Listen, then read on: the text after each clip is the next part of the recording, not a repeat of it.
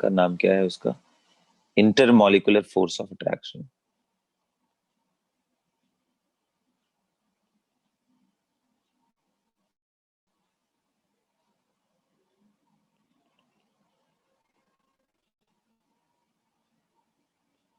Right. तो बेटा अभी तक हमने डिस्कस किया कि एक मॉलिक्यूल कैसे बनता है, राइट, कि किस तरीके से उसमें पेयरिंग होती है, आयनिक अट्रैक्शन क्या होता है, उनके बारे में हम लोगों ने सीखा। आज हम सीखेंगे कि अगर मॉलिक्यूल बन जाए तो क्या वो आपस में अट्रैक्ट भी करते हैं? तो आंसर है जी, बिल्कुल करते हैं। तो आपको याद है मॉलिक्यूल का डाइपोल मोमेंट मैंने आप लोगों को निकलवाना सिखाया था, याद है? बोलिए। Sir dipole moment. तो अगर कोई मॉलिक्यूल को पहचानना हो तो आप बता दोगे कि जैसे HF और F2 में क्या डिफरेंसेस है डाइपोल के हिसाब से? जल्दी बोलो। HF एक पोलर मॉलिक्यूल है सर, वो नॉन पोलर। और ये नॉन पोलर। इसका डाइपोल 0 है, इसका डाइपोल नॉन 0 है। बोलिए। Yes sir. आ रहा है बात समझ में बच्चों? Yes sir. Yes sir. Yes sir. तो बच्चों जो पोलर होगा और जो नॉन पोलर होगा, तो क्लियरली पोलर में एक फोर्स तो हम लोग को दिख रहा है, कौन सा? कि सर पोलर मतलब प्लस माइनस ना, यही ना हो गया? एक ही मॉलिक्यूल में दोनों एंड है, प्लस भी है और माइनस भी है। तो उसमें तो साफ साफ दिख रहा है सर कि ये दोनों आपस में इस तरह से अट्रैक्ट कर सकते हैं या आपस में इस तरह से अट्रैक्ट कर सकते हैं।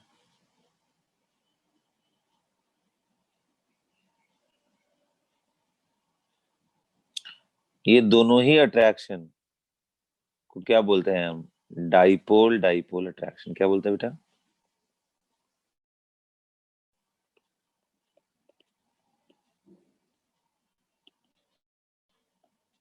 क्या बोलते हैं? डाइपोल डाइपोल, क्योंकि दोनों पोलर मॉलिक्यूल थे, एक डाइपोल दूसरे डाइपोल को अट्रैक्ट कर रहा है। आ रहा है बात समझ में? Yes sir. अच्छा।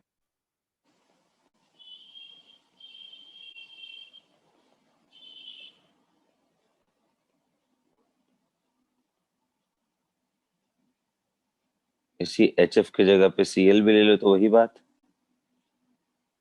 है ना, तो भी वही बात।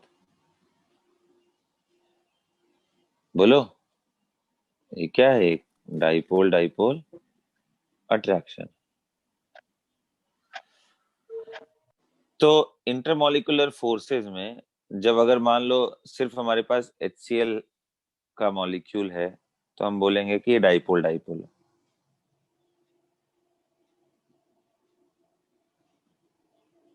लेकिन मान लो कि इसी HCl मॉलिक्यूल में क्लोरीन मिला दे तो तब क्या होगा? तब आप बोलोगे सर ये क्या होगा ना, ये डाइपोल के वजह से, क्लोरीन का जो डाइपोल है इसके वजह से वो क्या करेगा, ये जो दूसरा HCl का जो डाइपोल है ये दूसरे क्लोरीन को आपस में अट्रैक्ट, लोअर टेम्परेचर में बात कर रहा हूँ, दोनों ही गैस है बच्चों, लेकिन जब टेम्परेचर नीचे करोगे तो लिक्विड में चले जाएंगे, तो मैं उसकी बात कर रहा हूँ। तो ये क्या करेगा, ये प्लस है तो इस पे पार्शियल पॉजिटिव इंड्यूस करेगा, छोटा सा पॉजिटिव, पार्शियल ऑफ पार्शियल, और इसके वजह से इलेक्ट्रॉन थोड़ा शिफ्ट होगा और यहाँ पार्शियल ऑफ पार्शियल पॉजिटिव आ जाएगा। तो इस अट्रैक्शन को बोलते हैं कि ये डाइपोल था, इसको इसने मजबूर कर दिया इंडक्शन के माध्यम से, इसको यहाँ पे इंड्यूस कर दिया, right. So dipole is inducing dipole, इसलिए इसका नाम क्या होगा इस अट्रैक्शन का? Dipole induced dipole. क्या बोलेंगे? Dipole induced.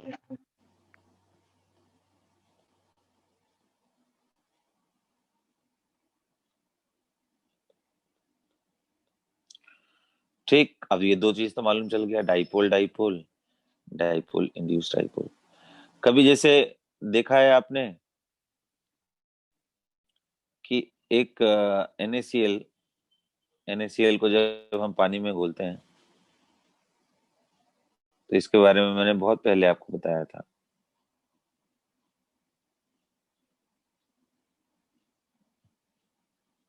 बहुत पहले डिस्कस किया था मैंने।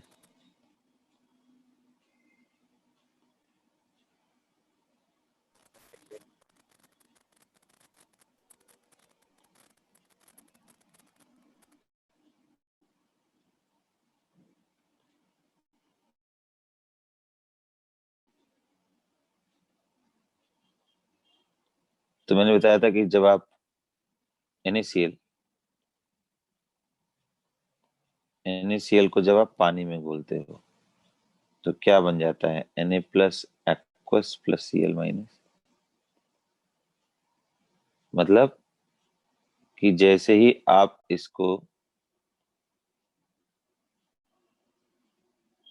किस में डालते हो, वाटर, वाटर क्या है, एक डाइपोल है ना बच्चा। Water is a polar molecule, ये सुनो। Yes, sir. Yes, sir.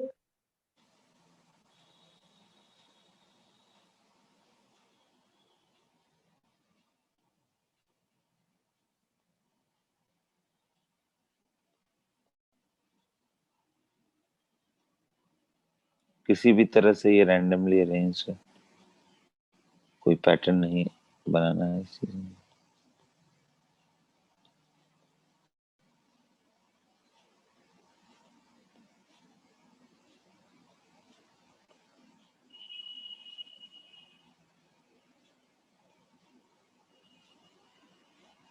तो अब ये जो अट्रैक्शन है,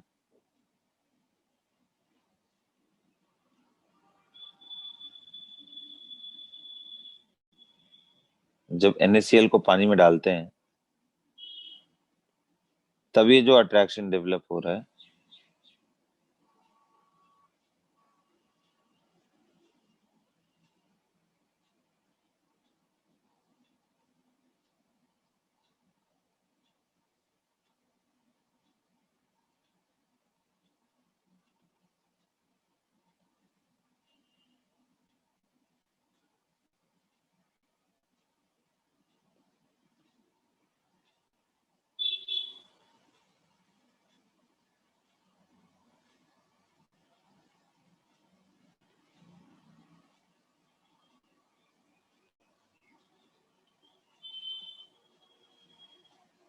मैं सिर्फ एक ही से दिखा रहा हूं, अब बात समझने की कोशिश करना।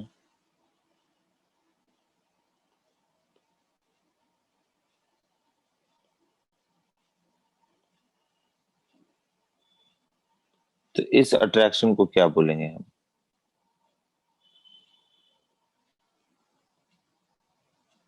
तो एक आयन है और एक डाइपोल है, क्या बोलेंगे, आयन डाइपोल अट्रैक्शन। बोलिए भाई, है ना। Yes, sir. तो अभी तक हम लोगों ने देखा कि भाई आयनिक कंपाउंड को जब आप पानी में डालो तो ये सब, तो इंटरमॉलिक्यूलर फोर्सेस या सेकेंडरी फोर्सेस, ये भी बॉन्ड ही है।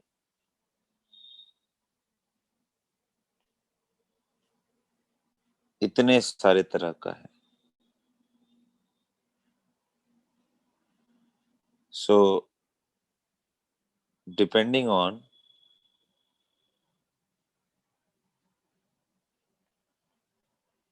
Nature of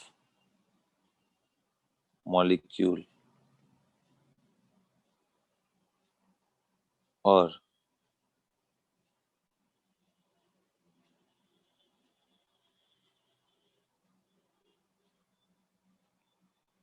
compounds mixed together,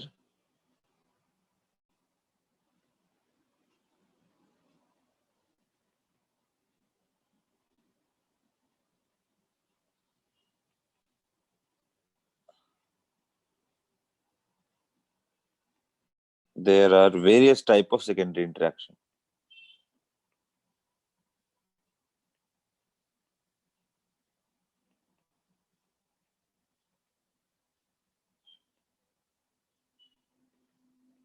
है ना, वो कौन से हैं?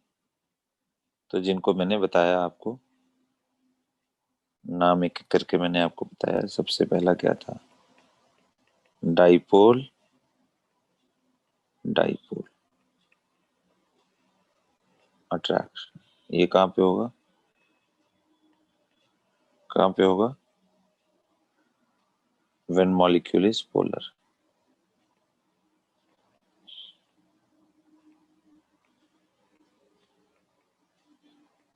mu not equal to 0।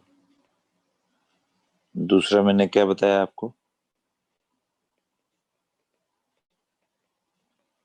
Dipole induced dipole,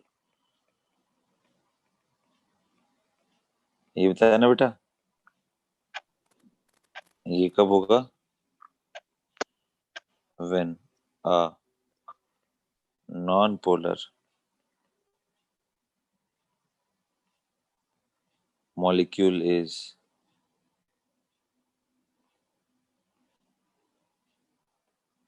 mixed with polar molecule। ये सुनो,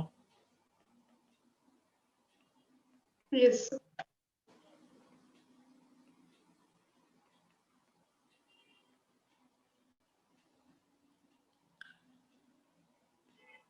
तीसरा मैंने आपको सिखाया आयन डाइपोल।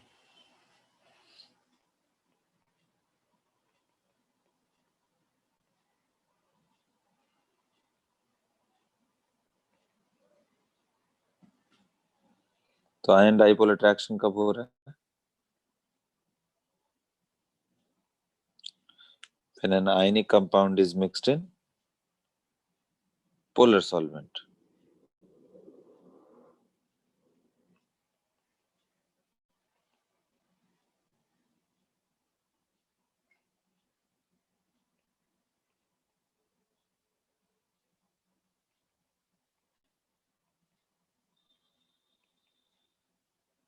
यही है ना? बोलिए। Yes, sir. Yes, sir. अच्छा, मैं इनमें आपसे पूछूं कि क्या ऑर्डर है आपके हिसाब से इनके अट्रैक्शन एबिलिटी का?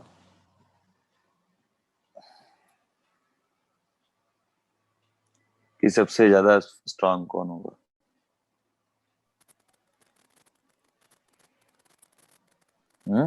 The ion dipole. Ion dipole attraction.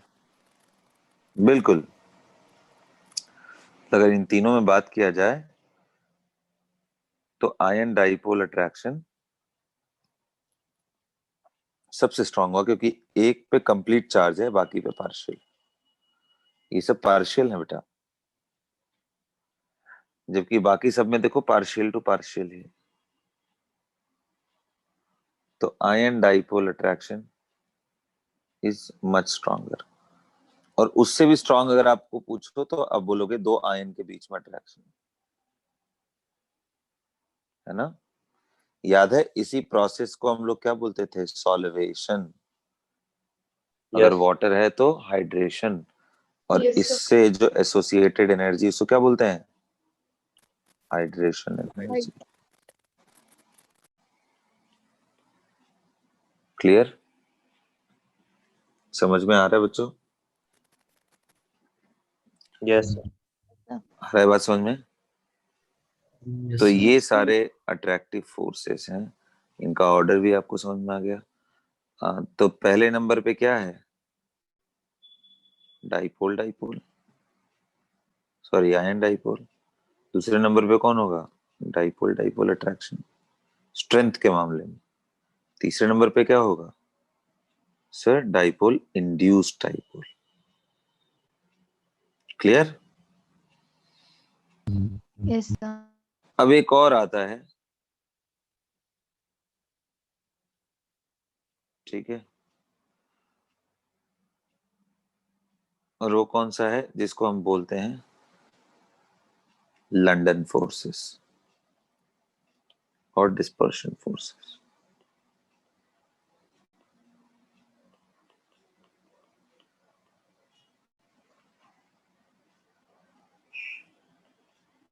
अब ये क्या है भाई? देखो एक जगह पे तो इसका नाम बड़ा क्लियर है, डिस्पर्शन। इसका मतलब एक जगह परमानेंट नहीं रहेगा, ये डिस्पर्स होता रहेगा। जैसे ये परमानेंट है, मतलब ये नेगेटिव यहाँ प्लस, यहाँ नेगेटिव हो जाए यहाँ प्लस हो जाए, ऐसा नहीं होगा।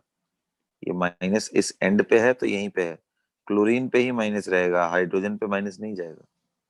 तो ये परमानेंट डाइपोल है। लेकिन ये लंदन एंड डिस्पर्शन फोर्सेस, ये कहाँ रह आएगा?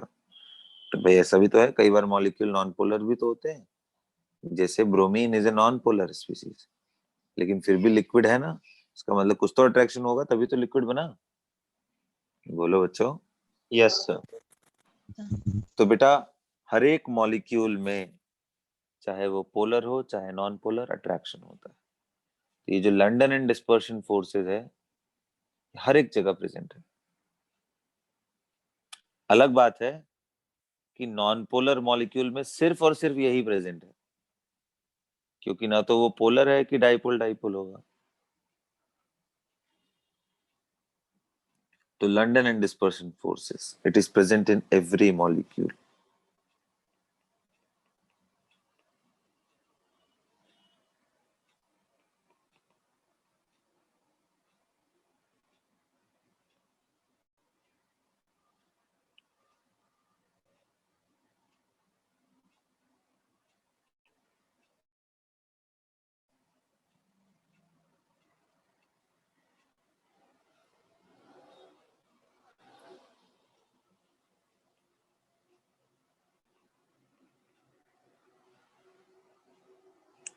And in non-polar,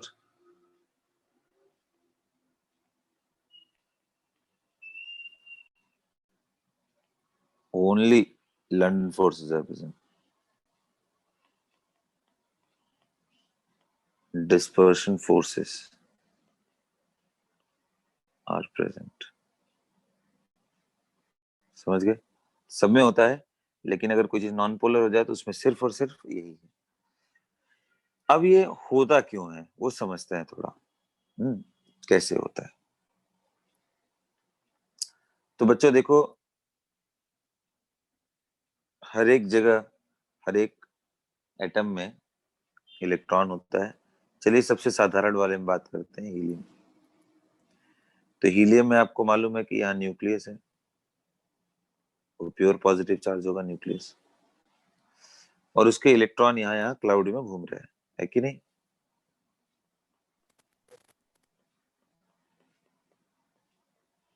बोलो। यस। अब ऐसा हो सकता है कि भाई वो जो इलेक्ट्रॉनिक डिस्ट्रीब्यूशन है वो जरूरी थोड़ी ना कि रेगुलर है। ऐसा हो सकता है कि किसी मोमेंट पे इस साइड में इलेक्ट्रॉन का डेंसिटी थोड़ा ज्यादा रहे। बोलो, ऐसा हो सकता है। यस। यूनिफॉर्म डेंसिटी जरूरी थोड़ी ना है। और अगर इधर नेगेटिव है तो इधर डेफिनेटली क्या आएगा, है कि नहीं? तो अगर इस तरह की बात है तो आप सोचो उस मोमेंट पे जिस समय चार्जेस ऐसे होंगे, उस मोमेंट पे दिख रहा है कि सर यहाँ जो अट्रैक्शन आएगा, छोटे छोटे छोटे छोटे बहुत छोटे छोटे डाइपोल बन गए, नहीं? Yes, sir. लेकिन अगले ही पल T1 टाइम पे ये है और T2 टाइम पे ऐसा हो सकता है।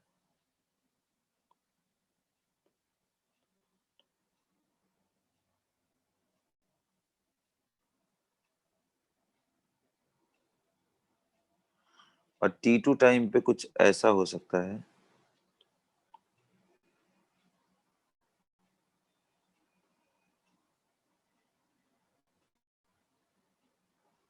कि इनका चार्ज का साइन ही पलट जाए।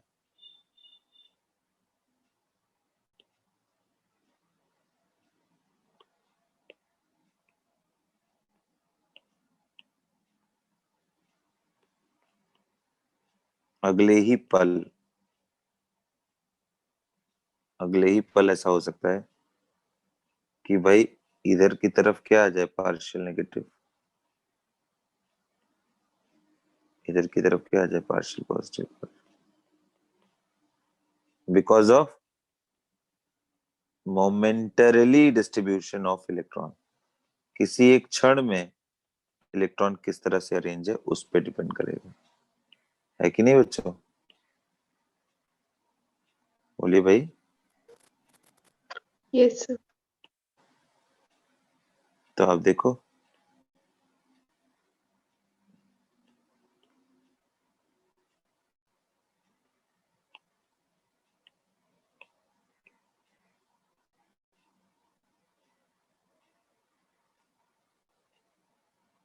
मैं उसको अलग कलर से मार्क कर दे रहा हूं।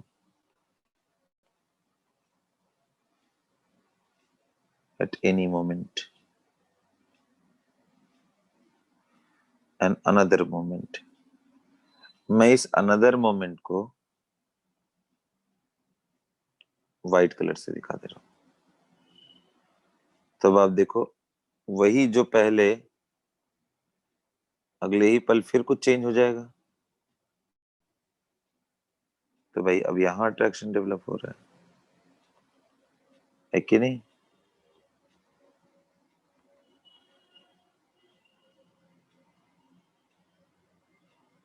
बोलिए। तो ये जो फोर्सेस हैं ये सब कौन से हैं?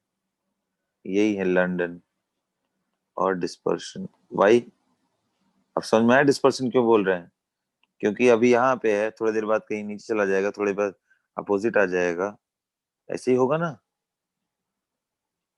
तो इसलिए Yes, ऐसा होता है। अब अगर आपसे पूछे कोई कि बताओ भाई, factors affecting London and dispersion forces,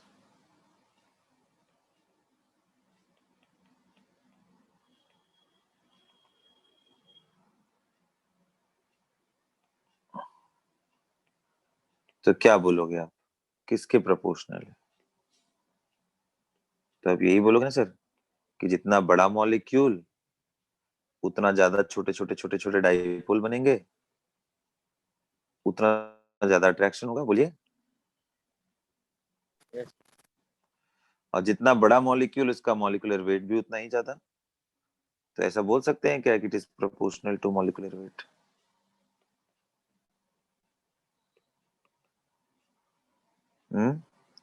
proportional to. अब कोई गोल गोल है और कोई मॉलिक्यूल ऐसा है जो चपटा चपटा है, तो किसमें ज्यादा अट्रैक्शन होने का संभावना है, गोल वाले में या चपटे वाले में? लीनियर स्पीसीज में या स्फेरिकल स्पीसीज में? Go वाले. नहीं, क्योंकि आप स्फेरिकल करोगे तो देखो इतना ही दूर अट्रैक्शन हो रहा है ना, बट अगर वो चपटा हो गया तो स्टार्टिंग से एंड तक होने का चांस है। समझो बात को बच्चों, कि मान लो मॉलिक्यूल ऐसा हो गया तो Yes, यहाँ sir. पार्शियल नेगेटिव, यहाँ पार्शियल पॉजिटिव, यहाँ पार्शियल पॉजिटिव, यहाँ पार्शियल नेगेटिव, उसी हिसाब से नीचे वाले में तो उतना बड़ा अट्रैक्शन होने का चांस है ना। अरे यार, Yes, बोलो। sir. Yes, sir. So proportional to surface area.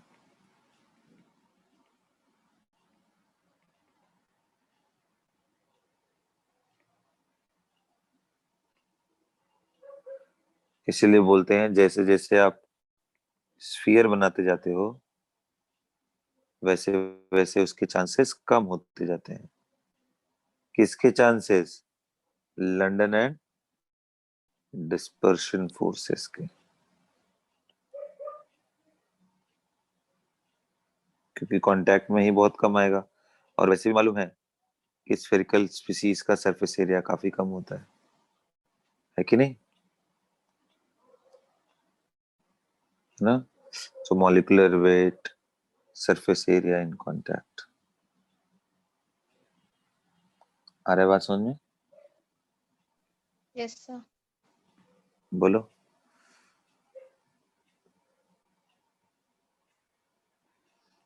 Linear species have more stronger dispersion force.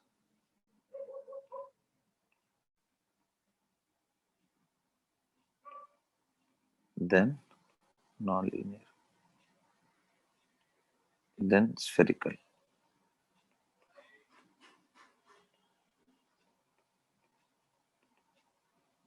Provided बशर्ते they have same molecular mass.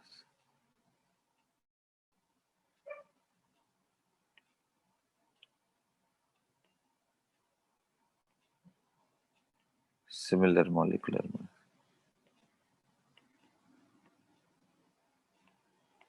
है ना, ये चीज है.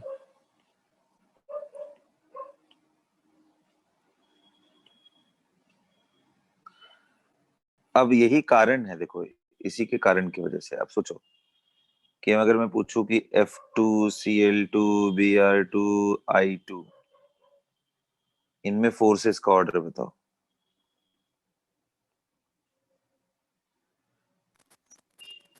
तो I2 का सबसे ज्यादा होगा, बोलो. Yes, sir.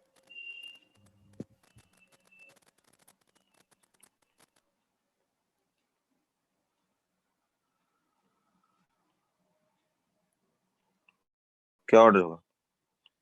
तो I2 Br2.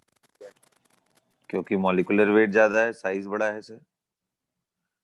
और बॉइलिंग पॉइंट अगर मैं पूछूं तो बॉइलिंग पॉइंट तो जितना अट्रैक्शन उतना बॉइलिंग पॉइंट ज्यादा, वो भी यही ऑर्डर आएगा, है कि नहीं? Yes. तो यही कारण है कि ये दोनों गैस है, ये लिक्विड है. देख रहे हो इतना इंपॉर्टेंट है कि सॉलिड भी बना देता है. आ रहा है बात समझ में? Yes, sir. बोलिए. Yes, sir. sir. ठीक है, तो ये सबसे खास बात है बच्चों. ठीक है, ये बहुत ही ज्यादा खास बात है. इस बात को आपको इग्नोर नहीं करना है.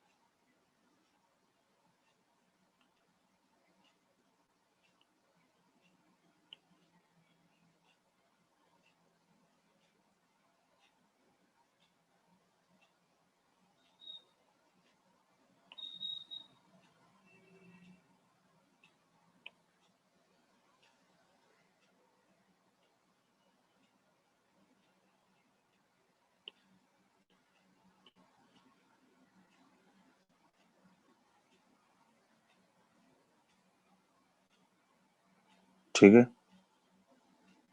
क्लियर? आगे बात समझ में आता? Yes, sir. Yes, sir. अब बच्चों इन सब फोर्सेस में एक बड़ा अलग से एक फोर्स का नाम लिया जाता है जिसका नाम है hydrogen bonding.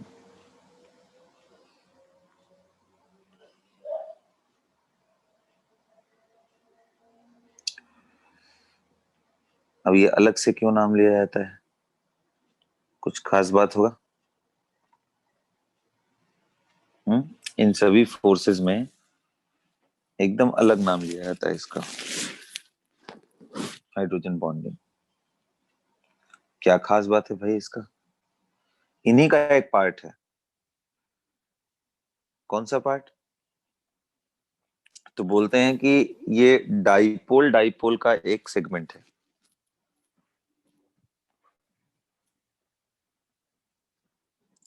Hydrogen bonding is a very special type of dipole-dipole interaction.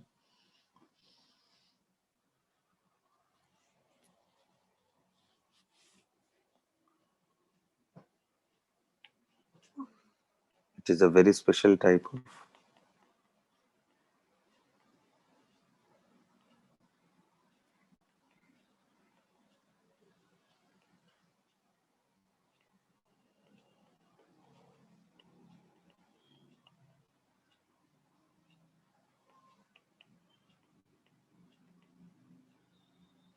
अब ये डाइपोल डाइपोल ही है, स्पेशल टाइप है। क्यों स्पेशल टाइप है और क्या खास बात है? तो it is present in molecule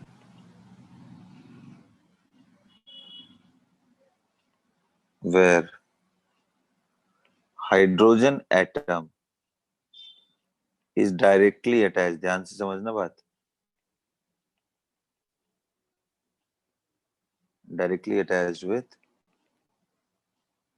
high electronegative atom. High electronegative atom.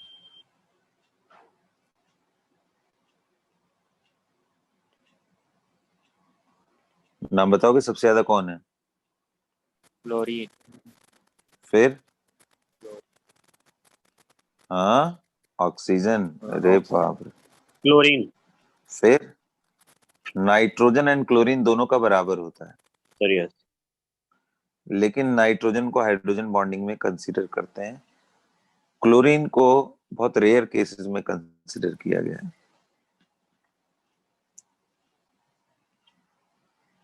तो बस 3 ही एटम ध्यान रखना, फ्लोरीन, ऑक्सीजन एंड नाइट्रोजन। अब खुद कॉमन सेंस लगाओगे तो समझ में आ जाएगा। जैसे मैं अगर बोलूं बेटा कि एक डाइपोल है, ठीक, चलो मैं खुद से ही बना रहा हूं, समझो।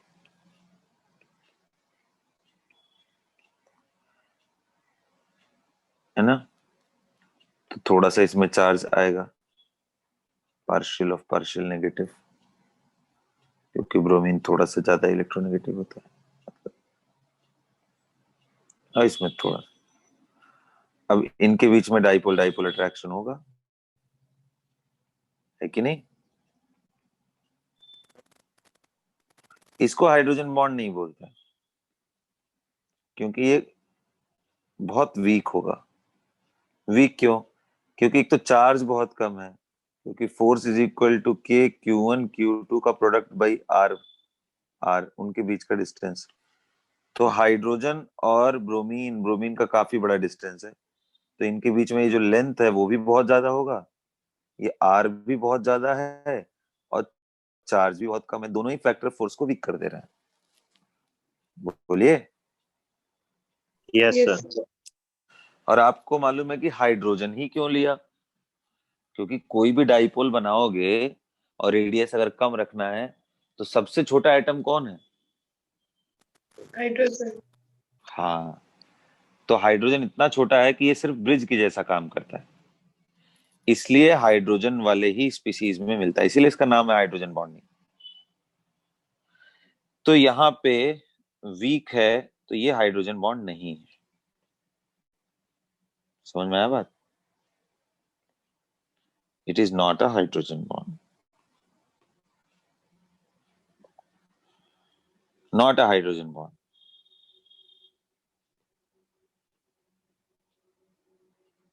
वीक बॉन्ड कौन सा? Dipole dipole.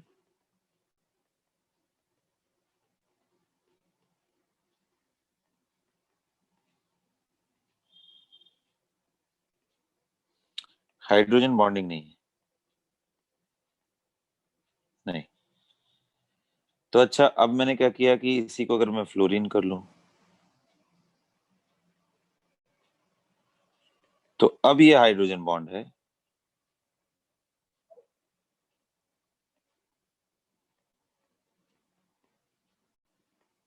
क्यों? क्योंकि इस बार चार्ज भी ज्यादा और रेडियस भी कम, तो फोर्स इज हाई। यस और no? This is hydrogen bond. इसको डाइपोल डाइपोल भी बोलोगे, बिल्कुल है सर, और इसी को हाइड्रोजन बॉन्ड भी बोलोगे।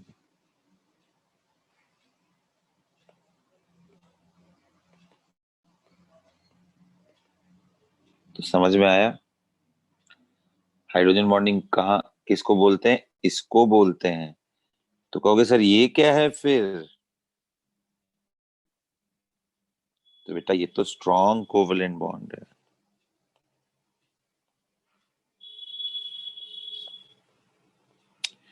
अब इन दोनों में कौन ज्यादा पावरफुल है, हाइड्रोजन बॉन्ड की कोवलेंट बॉन्ड? बताओ।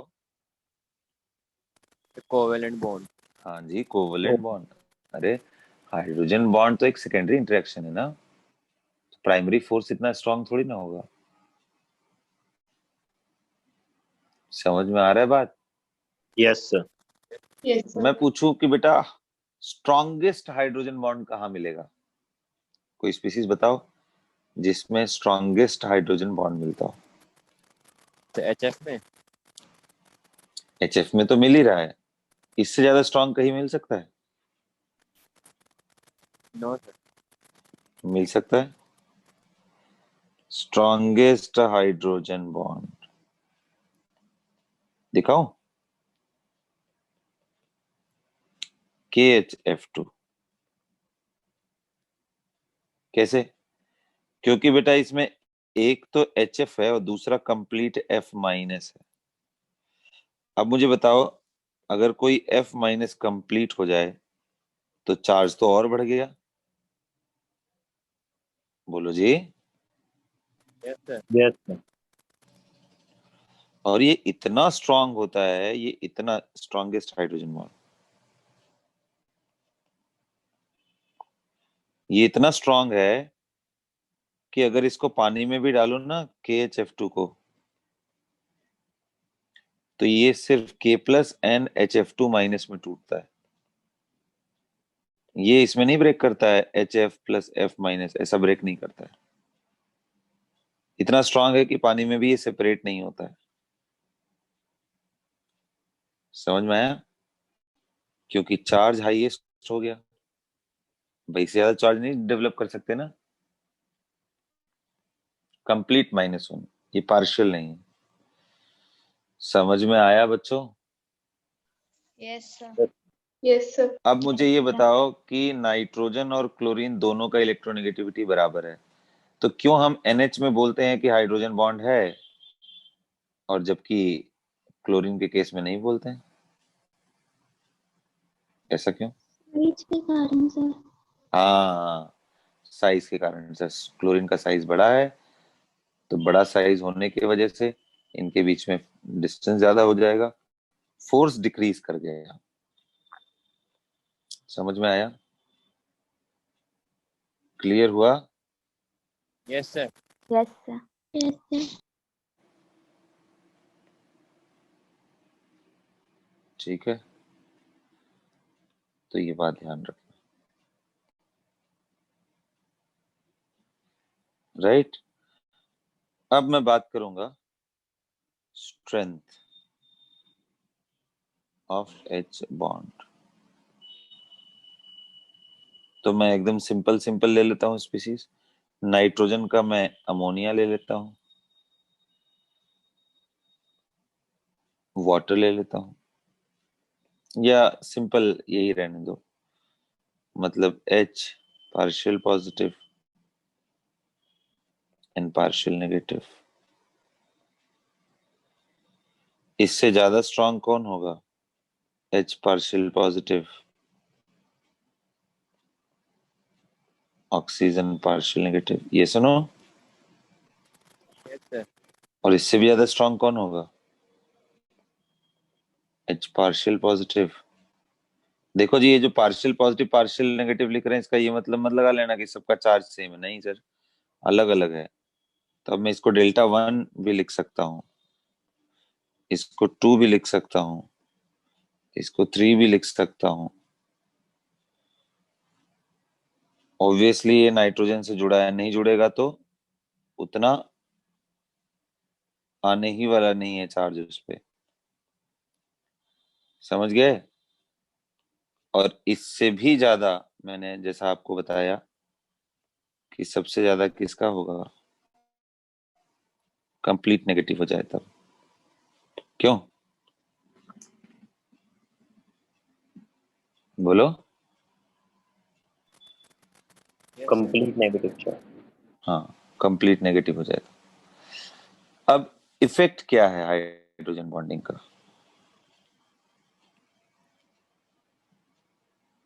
तो ये तो हाइड्रोजन बॉन्डिंग हो गया, इफेक्ट ऑफ हाइड्रोजन बॉन्डिंग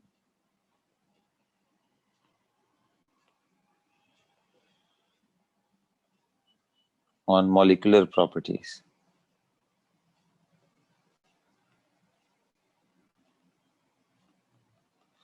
अब बताता हूं इफेक्ट। पहली बात तो आप देखो, फोर्स ज्यादा हो गया तो फोर्स इंक्रीजेस, मतलब बॉइलिंग पॉइंट इंक्रीजेस। ये सुनो, Yes, sir. तो एग्जाम्पल जैसे अगर मैं बात करूं बेटा, तो H2O, H2S, H2SE, H2TE, आपके हिसाब से बॉइलिंग पॉइंट का ऑर्डर क्या होना चाहिए? तो भाई अभी हमने देखा था कि boiling point depends on intermolecular force, and intermolecular H2O का फोर्स ज्यादा डिपेंड्स होगा। On intermolecular force depends on molecular weight, molecular weight. है कि नहीं? Yes, sir. Yes, sir. तो बाई मॉलिक्यूलर वेट तो यही आंसर आएगा ना। Yes, sir. बट H2O का सबसे ज्यादा होता है 100 ड्यू टू हाइड्रोजन बॉन्ड। समझ गए? इतना बड़ा इफेक्ट है इसका। H2O is a liquid.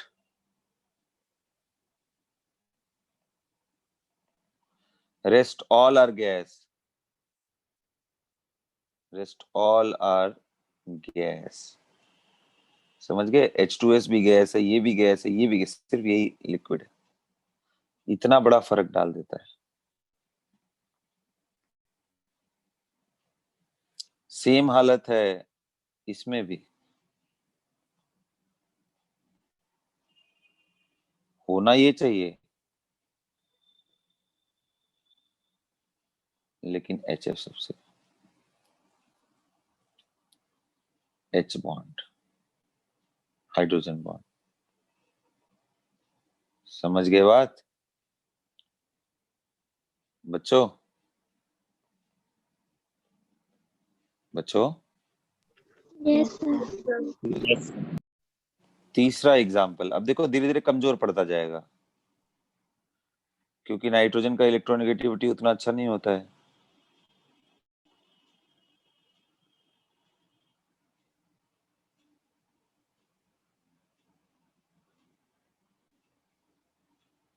इसके केस में एक्सपेक्टेड ये है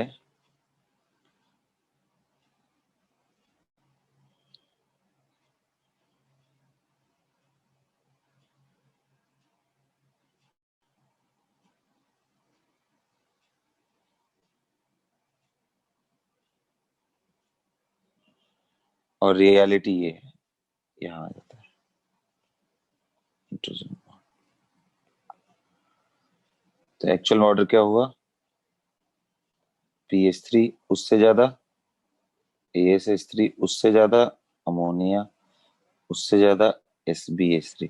तो देखो मॉलिक्यूलर वेट का फर्क तो पड़ ही रहा है। क्यों भाई? मॉलिक्यूलर वेट का तो फर्क पड़ ही रहा है। So overall order of boiling point is decided by H bond and molecular weight. समझ में आ रहा है बात? दिख रहा है कितना फर्क पड़ जा रहा है?